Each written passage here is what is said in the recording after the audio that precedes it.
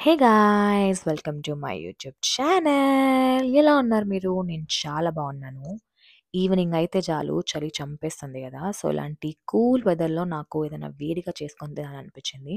అందుకే ఇక్కడ నేను మంచిగా ఆనియన్ పకోడీ చేసుకుందామని ఇలా మీడియం స్లైసెస్‌లో ఆనియన్స్ అన్నీ కట్ చేసుకొని పెట్టుకున్నాను అనమాట. నేను 4 ఆనియన్స్ తీసుకున్నాను. సో, దానికి తగ్గట్టు ఇక్కడ పిండిని వేస్తున్నాను. సో, 2 టేబుల్ స్పూన్ ఆఫ్ శనగపిండి, 1 ½ టేబుల్ స్పూన్ ఆఫ్ బియ్యం పిండి వేసుకున్నాను. ఇఫ్ ఇన్ కేస్ మీకు ఎక్కువ పడితే మీకు తగ్గ క్వాంటిటీలో మీరు వేసుకోండి. అండ్ కొంచెం కారం వేసుకున్నాను. నాకు కారం ఎక్కువ నచ్చదనమాట. స్పైస్ లవర్ కాదు నేను. సో, అందుకే కొంచెం కారం, కొంచెం పసుపు, కొంచెం ఉప్పు and teaspoon of ginger garlic paste. If in case మీకు జింజర్ గార్లిక్ పేస్ట్ కానీ, పసుపు కానీ నచ్చకపోతే మీరు స్కిప్ చేసుకోండి. బట్ వేసుకుంటే టేస్ట్ చాలా బావుంటది. అండ్ కరివేపాకు మీకు అవైలబుల్‌గా ఉంటే కరివేపాకు వేసుకోండి. నాకు కరివేపాకు అవైలబుల్‌గా లేకుండే సో, నేను స్కిప్ చేశాను. బట్ కరివేపాకు పకోడీలో వేస్తే వేరే లెవెల్ టేస్ట్ వస్తది. బట్ నేను స్కిప్ చేశాను ఆ రోజు.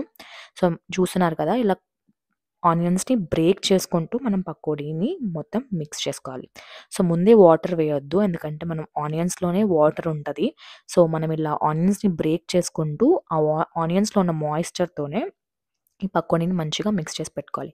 ఇఫ్ ఇన్ కేస్ మీకు డ్రైగా అనిపిస్తే ఇలా కొంచెం వాటర్ తీసుకొని ఇలా చల్లుకుంటూ పిండినంతా మిక్స్ చేసుకోవాలి. సో, ఈ టైంలోనే మీరు సాల్ట్ గానీ, కారం గానీ, పిండి ఏదైనా పిండి ఏదన్నా మీకు ఇంకొంచెం యాడ్ చేయాలనిపిస్తే ఇక్కడే మీరు యాడ్ చేసేసుకొని, ఇలా వాటర్ చల్లుకుంటూ పిండి మిక్స్చర్ మొత్తం మిక్స్ చేసుకోవాలనమాట.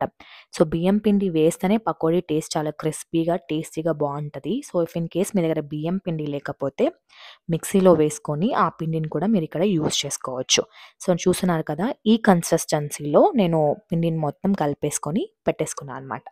సో, ఇక్కడ చూస్తున్న విధంగా నేను కలిపేసుకొని పెట్టుకున్న తర్వాత సైడ్‌కి నేను పాన్ పెట్టేసి అందులో కొంచెం ఆయిల్ పెట్టేసి అది హీట్‌కి పెట్టేసా. సో, వన్స్ మనకి పాన్‌లో ఉన్న ఆయిల్ హీట్ అయిన తర్వాత ఈ పకోడీని మనం వేసుకోవాలనమాట.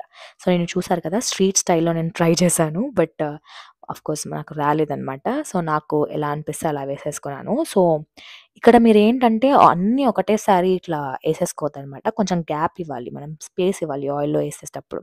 సో, అలా వేస్తే మనకి ఈవెన్‌గా లోపల నుంచి మనకి కుక్ అవుతదనమాట. అండ్ నాకైతే గోల్డెన్ బ్రౌన్ కలర్ వచ్చేంత వరకు నేను పెట్టాను. ఎందుకంటే నాకు ఆ కలరే ఇష్టం కాబట్టి. ఆఫ్‌కోర్స్ కలర్ బట్టి గూడా మనం తినాలా లేదా అని డిసైడ్ చేస్తాం కదా! ఫుడ్. సో, నేను అదే అదే బ్యాచ్ అనమాట. సో, నాకు కలర్ చూడడానికి బావుంటే ఆబ్వియస్‌లీ నాకు తినడానికి గూడా నచ్చుతదనమాట. సో, ఇలా గోల్డెన్ బ్రౌన్ కలర్‌లో వరకు నేను పెట్టేసాను. చూసారు కదా! ఎంత క్రిస్పీగా, ఎంత టేస్టీగా ఉందో. మీరు కూడా ట్రై చేయండి. పక్కా స్ట్రీట్ స్టైల్‌లో ఉన్న పకోడీ లానే ఉంటది. Thank you for watching. Please do